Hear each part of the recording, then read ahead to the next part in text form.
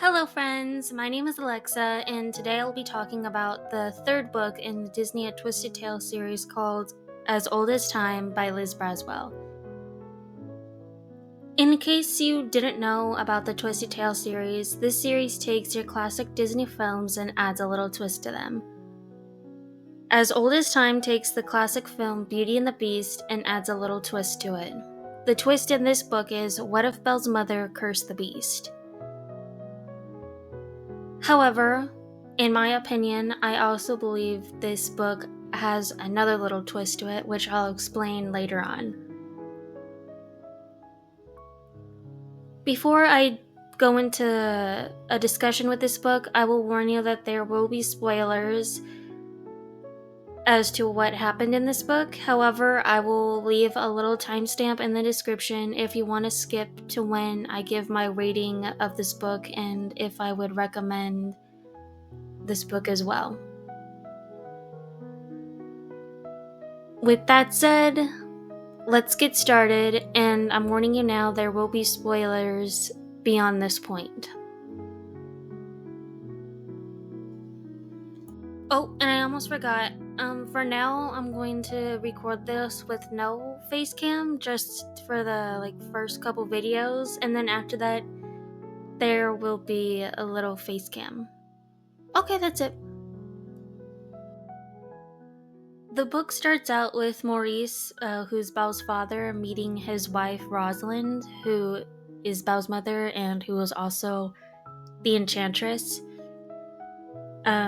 Their first meeting is her, not being really treated well by these village kids and them calling her these mean names because she has magic, right? She's in a magical being, and she's getting called these very mean names and being stereotyped, and people like her aren't really treated that well.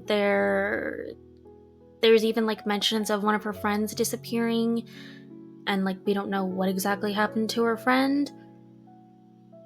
So basically the whole little village that Maurice visits isn't very kind to people like her.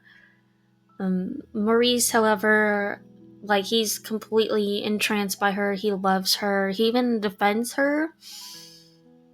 And so that's how they kind of start falling in love with each other, because he stood up for her and was very protective of Rosalind and everybody or anything or everyone who's like her.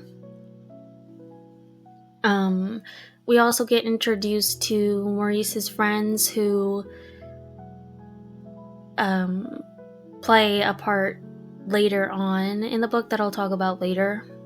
Rosalind actually knows the Beast from a child, and then she eventually curses him that he has to find beauty on the inside as how he finds himself beautiful on the outside, but he also has to how to learn to love and to be loved in return before the last rose petal falls, or he'll be forgotten forever, and the whole curse of the castle servants and all that.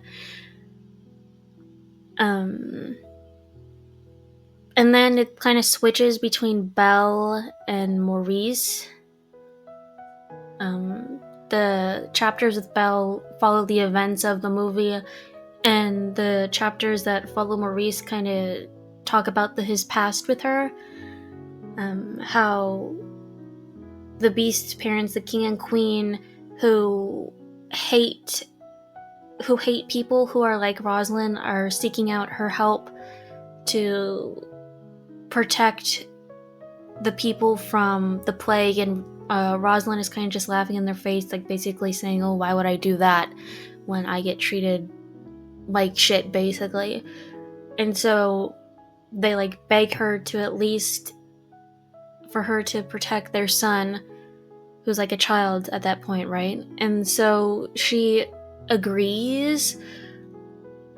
And then she also I think she protects the servants as well, but I don't really remember. And then she kind of goes on with her life. Her and Maurice have a child, which is Belle, and but later on, like, she's starting to get nervous a little bit because she's hearing these whispers that these magical people and magical beings are being, like, hunted down and killed, and she just wants to protect Maurice and Belle, so she completely wipes the memory of her from their mind. And so when Belle is trapped in the castle, and then moving on from Belle, we see her touch the rose, and the whole rose disintegrates and all that. And then, like, these memories start, like, coming in Belle's mind, where she wants to know more about her mother, because she doesn't know exactly who she is. Where she wants to know more about her mother, but she doesn't know exactly who she is. So, like, all these memories are flooding Belle's mind of her trying to figure it out. So she's, like, searching throughout the whole castle of, like, things she can find that talk about her mother. And then there's kind of, like, this whole murder mystery that Belle finds Mrs. Potts' husband is murdered, and his body was, like, left in the stable. And Mrs. Potts' husband was very close to Beast because he was the stable hand, so they got really close with each other.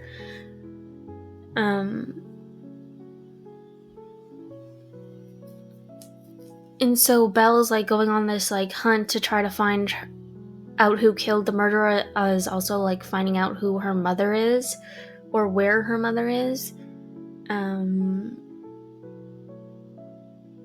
Then, as, like, the servants and all that are turning into the inanimate objects, like, permanently, Belle escapes the castle with Beast as they go back to the town to talk to one of the bookkeepers, who turns out to be also, like, what Rosalind is, like, a very magical person, but they find that he was taken by the asylum guy, who actually is Maurice's Maurice's friend.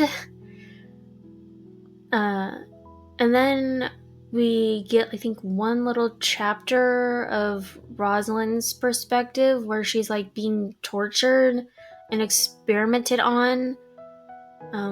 It's very graphic, so I would warn all of you guys about that part, but yeah, she's being tortured and, like, cut open by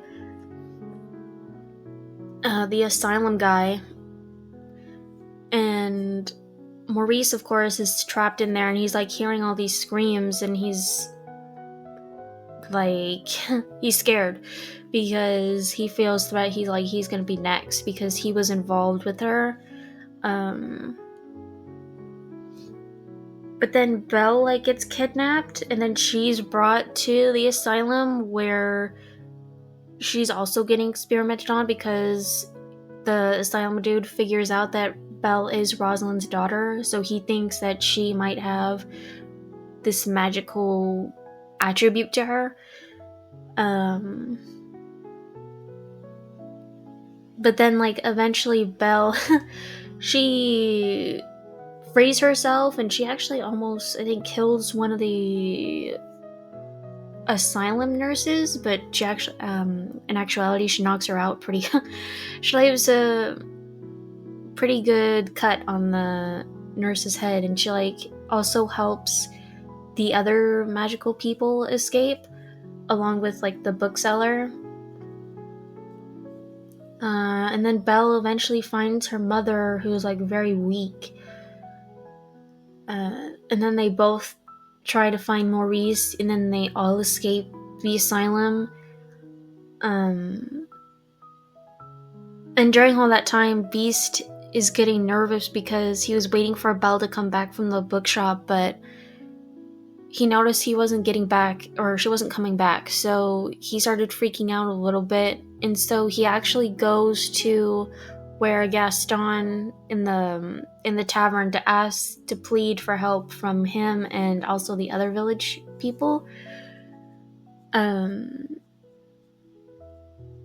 which they eventually do, much to like Gaston's disgust, because he said that he'll help him as long as he gets to hurt Beast in return. But I found it very noble for Beast to do that, to come to like go and try to find Belle. To me, that shows how much he really loves her. And so all the townspeople go to the asylum, and there's like this whole discussion. And then the asylum guy explains that, yeah, he did what he did because he thought it wasn't normal or unnatural for people to have powers, because he turns out he had like magical abilities and he thought he wasn't normal, so he experimented on himself by like removing like pieces of his brain or something like that. Like he did some sort of surgery on his head,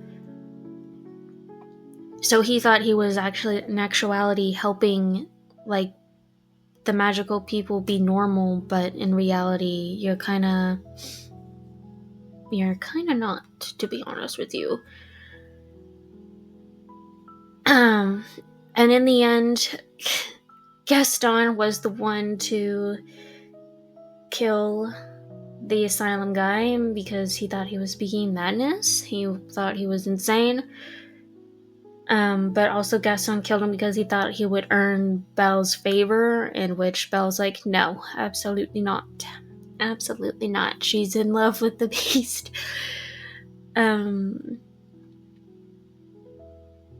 But the Beast does make a request from Belle's mother to save his servants over him, because she can't save the servants and him because she's, like I said, she was weak. She doesn't really have that much power left. So he made the selfless decision to have his servants be turned back to human and not him. However, there is hope for the Beast in the epilogue, because both him and Belle will be traveling around to try to find other people who are like Rosalind, to see if they can help him turn back into being a human.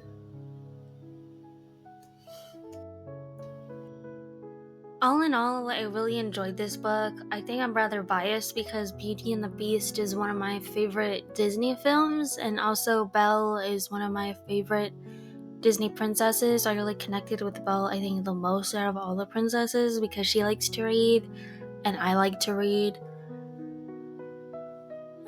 We also have the same colored hair, so I also liked how this book kind of delves into the themes of prejudice and stereotyping people. That kind of relates to like stuff that's been going on throughout history, where like it's just not, I don't know. Sometimes I wish we can just get rid of all those type of people that are like racist and stereotype people based on their race or like what they look like. Maybe in the next universe. Or the next life, maybe. Who knows? Maybe. Maybe in the next life things will be different. Anyway, Rosalind is better than me, because if some king and queen asked me to help them out after being ridiculed for what I am or what I look like or if I have magic or not, I would have just said, you know what? No, screw you. I'm not gonna help you. You reap what you sow, you know what I mean?